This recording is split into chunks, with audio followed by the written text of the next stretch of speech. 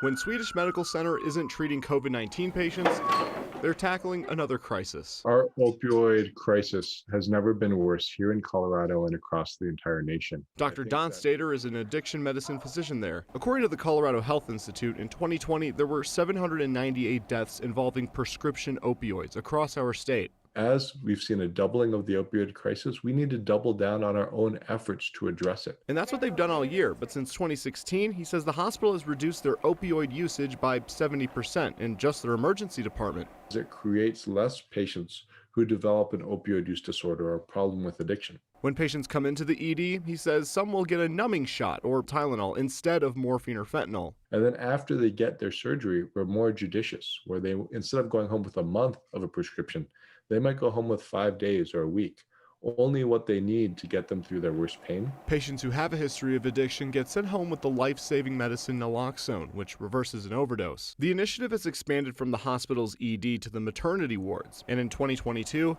Dr. Stader hopes to expand it to the entire hospital.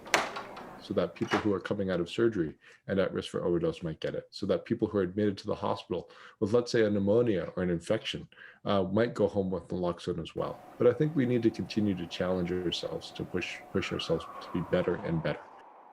Dr. Stader is also the chair of the Colorado Naloxone Project, which has now enrolled 110 hospitals in naloxone dispensing, Jenny.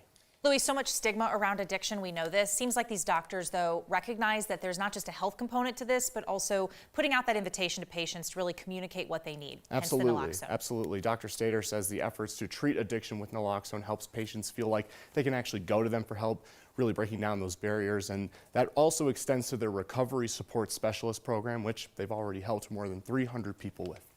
Important to save lives. Okay, Louis, thank you.